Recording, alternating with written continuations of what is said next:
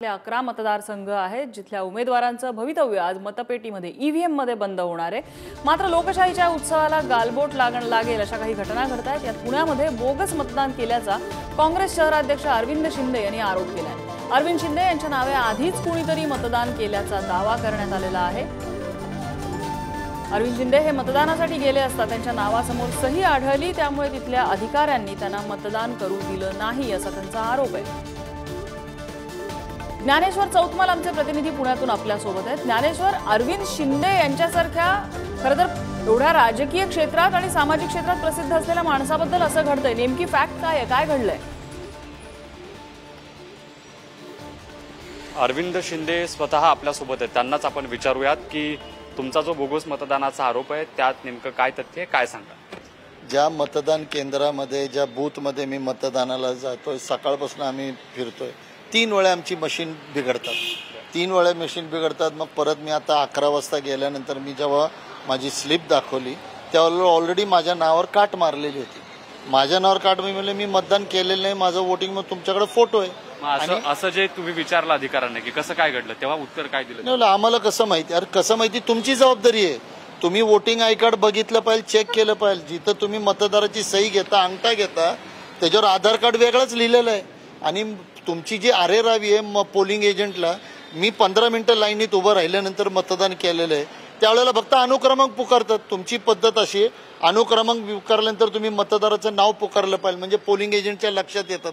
Polling एजंटनी आक्षेप घेतला मध्ये बोलायचं नाही, या पद्धतीची आरेरावी आहे। तुमच्या नावाने, मला एक विचार, तुमच्या नावाने जे मतदान केलं गेलं ती व्यक्ती कोण आहे जी तुमच्या अगोदरच तुमच्या नावाने मतदान करून गेली?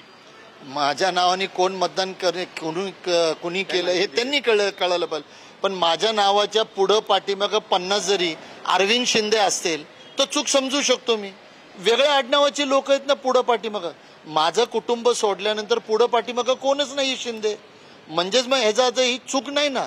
ह्युमन एरर जे म्हणतो आपण, जे मनुष्य चूक म्हणतो तशी नाहीच आहे। असं म्हणायचं की मुद्दाम केलं जातं? मुद्दामून केलेलं असं माझं स्पष्ट मत आहे। त्याच रूम मधल्या मशीन 2-2, 3-3 वेळा बिघडतात, मी आलं तर माझी वोटिंग झाली जाते, एवढी चूक कशी होऊ शकते?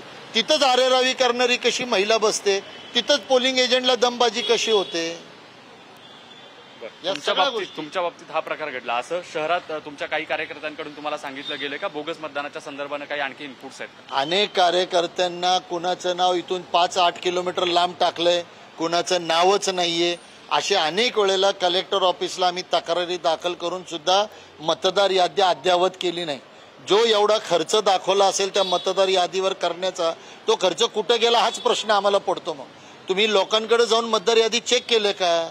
कारण पूर्वी आम्ही मदत करायचो, तर आता आमची मदत घ्यायला तयार नाही, तुमचे फॉर्म भरून आम्हाला चालणार नाही, तुमचा माणूस कधी येतो कधी ज्ञानेश्वर, एक प्रश्न आहे जो तुम्ही शिंदेना विचारावा, मतदान केंद्रावर काही सर्वेलन्स सीसीटीव्ही वगैरे आहे का, ज्याचा आधार तपासासाठी घेतला जाणार आहे का? ते काही तक्रार करणार आहेत का यंत्रणांकडे?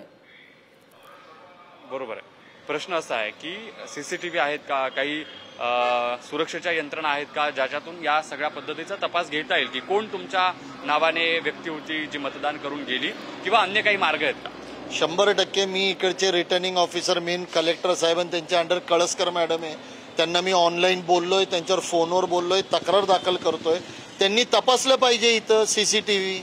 आता ते तपासून माझ्या टायमाच्या वेळेला तो नावाचा कोण माणूस आलता त्यावेळेला ते झालं तर त्यांनी त्याच्यावर ऍक्शन घेतली पाहिजे ना।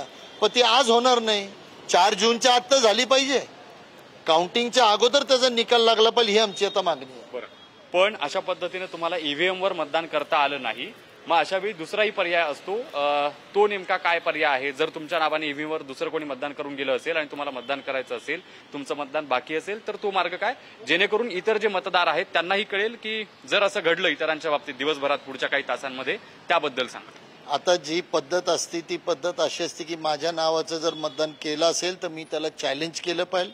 चॅलेंज केल्यानंतर 17B फॉर्म भरला जातो, त्याच्यावर टेंडर वोट काढतात, मला बॅलेट पेपर दिलं झालं, बॅलेट पेपरवर मी शिक्का मारतो, ते सील केलं जातं आणि सील करून ते एका एन्व्हलपमध्ये सीलबंदमध्ये ठेवलं जातं, ही ती प्रोसेस आहे।